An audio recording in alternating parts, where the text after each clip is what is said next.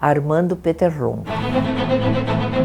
Não tem como contar a história do espumante do Brasil sem contar a história da família Peterlongo. Ela tem 100 anos de história, né? Esse é o maior patrimônio dela. Começou com o meu avô, o pai dele. Então o senhor Manuel Peterlongo, ele vem para o Brasil numa leva de imigrantes em torno de 1890, com o conhecimento de elaboração de bebidas. E ele, vovô adoeceu, minha avó mandou chamá-lo. Então o Armando vem, abraça esse sonho do pai. O pai, infelizmente, vai falecer em 1924, quando a indústria começa a tomar vulto. E aí ele fez um trabalho maravilhoso. O papai foi o mentor, vamos dizer assim, do champanhe no Brasil. Não fosse o trabalho de pioneirismo do senhor Armando, muito do que nós temos hoje talvez não tivesse acontecido. Armando Peterlongo foi uma pessoa com uma visão muito além do que da realidade da época. Para mim, eu acho que ele era um visionário. Quisera eu ter toda a visão que ele teve, né?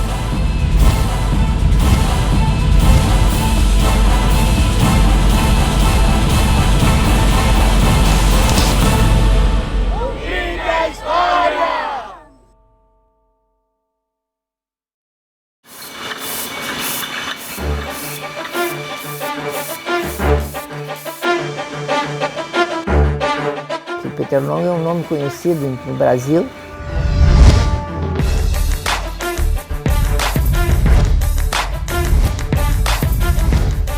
E no estrangeiro, como o papai exportou para os Estados Unidos, então naquela época também era conhecido. E se tem registros, a Peterlongo é a primeira empresa a exportar para os Estados Unidos os seus espumantes. O Armando trouxe esse legado para a empresa. O seu pai foi o pioneiro a produzir champanhe e ele foi o pioneiro a exportar o produto para o mercado americano, e a Peterlongo ela é pioneira em vários outros aspectos.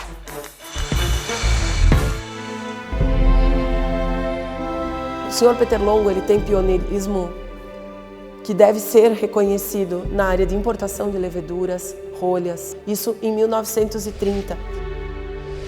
O início se deu com o Manuel Peterlongo importando as cepas da França para a produção do vinho branco. Então Manuel Peterlongo tem o legado, sim, de ser um dos pioneiros a elaborar vinhos brancos no Brasil.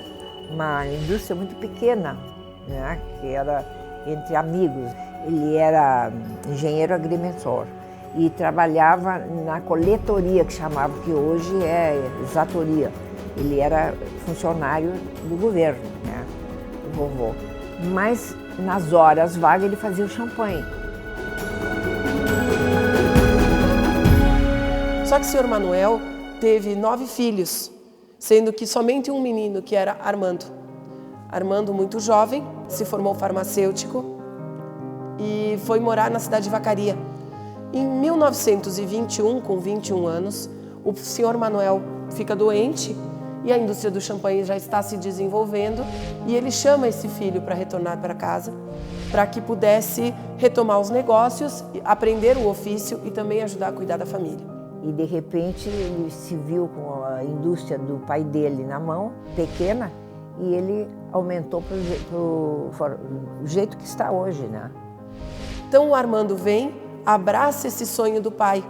O pai, infelizmente, vai falecer em 1924, quando a indústria começa a tomar vulto. E aí ele fez um trabalho maravilhoso, um trabalho realmente, um trabalho de se deixar inveja, de se dar inveja ao trabalho feito por ele, e culminou nessa maravilha que hoje é a Peterlongo. Ele levou adiante aquilo, né? Porque o ramo que ele ia seguir era outro, não é? E de repente ele se viu com a indústria do pai dele na mão, pequena, e ele aumentou para o jeito que está hoje, né? Tem-se registros de que Getúlio Vargas, sim, teria dado um grande impulso para a indústria. Em uma visita que fez para Garibaldi, em alguma reunião que possam ter feito, algum contato, tanto que depois, nos banquetes oficiais, o champanhe Peterlongo era uma bebida amplamente divulgada. O papai fazia o método champenoise, né? Então vinha com a característica da Europa. O método champenoise exige paciência, exige cuidado, exigia na época 4 anos de envelhecimento.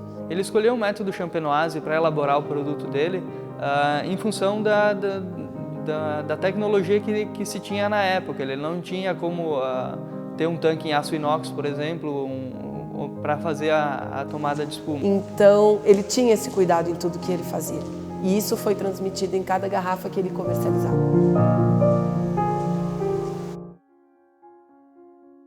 Então ele utilizou a tecnologia francesa, né, bem artesanal, onde se fermenta o espumante pela segunda vez na garrafa e tinha todo esse cuidado realmente com a temperatura em que esse espumante iria fermentar. Então o primeiro passo dele, antes até de começar a elaborar espumante em larga escala, foi construir a vinícola com condições de elaborar um espumante com qualidade diferenciada.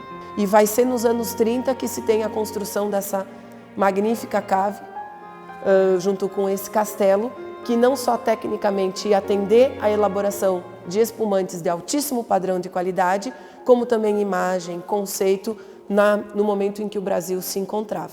A Peterlongo, desde o seu primeiro momento, ela sempre produziu com o método champenoise e até hoje ela produz, ela mantém esse processo. E papai era amigo dos empregados. Então a gente tem relatos muito bonitos da importância do seu Armando, da família dele, da integração que tinham com as pessoas, do cuidado que ele tinha com os seus funcionários.